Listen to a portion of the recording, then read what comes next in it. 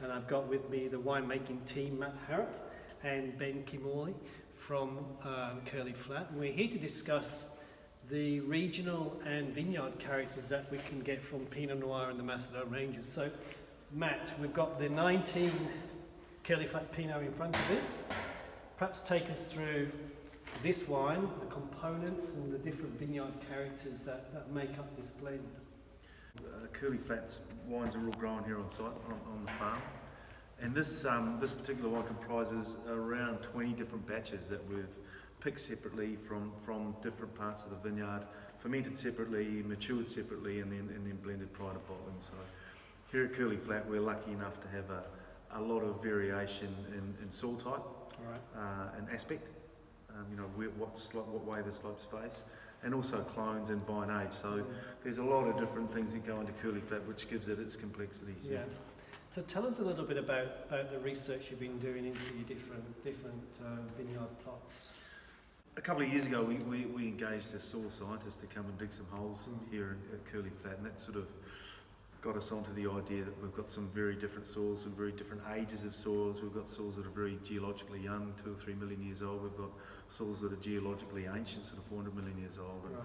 And what we're attempting to do is find where the extent of those soils are, and more often than not, the blocks that we've planted here are not planted to soil type, if that makes sense. Yeah, yeah. And so we might have the top western corner of our 1998 planting is this deep white Ordovician era soil, very old white soil, and the bottom half of the block is deeply volcanic young soil. So we're trying to harvest based on soil type. We had a guy here, I was telling you earlier, we had a bloke here who dragged this little machine around the vineyard, which basically sends a magnetic resonance into the soil and paints a picture of where the soil types change. It doesn't tell us what the soil types are, but it tells us where they change. I reckon you're making a bigger headache for yourself. Probably, mate. Yeah, you're getting more questions than answers, aren't you, mate?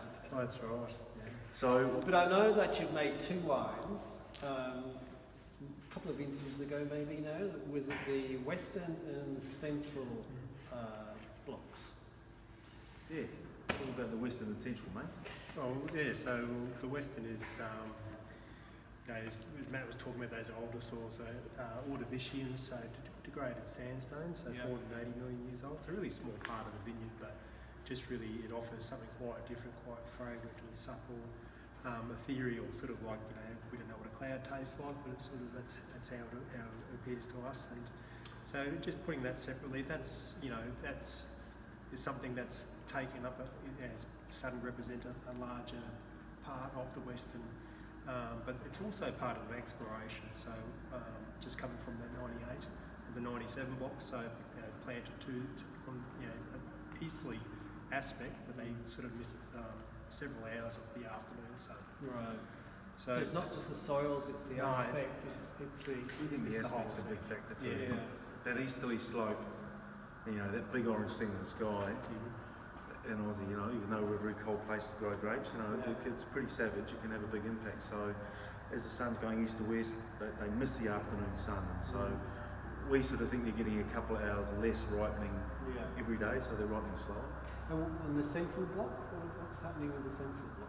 Yeah, well, Central's coming off it's where our oldest vines are planted, so 1992, all MV6. And but what we're seeing there is some what they call like Hawaii lava. So it's actually quite a rare, slow cooling lava, as opposed to the more fast cooling sort of igneous sort of stuff. And that's pretty specific to the Macedon Ranges. So a bit of Hanging Rock has some, as in part of the probably the winery as well as the rock. But again, it's also just beautiful amphitheatre for the sun. So more structure appears in the wine, plus those smaller bunches, older vines, MV6. Yeah. You can see why the French kind of just call it terroir and don't start trying to pull it to pieces as far as. Although, we've been listening to a lot of this guy called Levi Dalton, who's got a podcast, which I don't know if you've listened to, but he's got I'll Drink to That, and he interviews winemakers from around the world. And I listened to one, and he talked to Christophe Roumier, who's Roumier, one of the great producers of Burgundy. They've got a big chunk of Bon Mar, one of the great Grand Crus in Chambol, Yeah. and it put the hairs on the back of my bloody neck stood up because Christophe Rumi is talking about the top of his Bon Mar is on white soil, Yeah. the bottom of his Bon Mar is on red soil. Now they're not the same as us, and we are nothing like Bon Mar. We don't want to be. If we get the price we get for Bon Mar, that'll be good. but he just said, as Ben said, he said off the white soil, it's very ethereal, it's very fine, the tannins are finer. I get my power, I get my volume, I get my structure from a red soil, and that's what we see here. So I suppose like when you hear that sort of stuff, you just go, oh man, we're not crazy. You know, we're sort of exploring in the right way, but it's definitely. But exploration is the key word, so we're not painting ourselves in the corners by saying this is what these wines will always be. Probably the central more so because it is quite fixed to that part, but the Western's also just discovering something that's been relatively different to the curly flat style. So it's sort of. So will you continue with those blocks?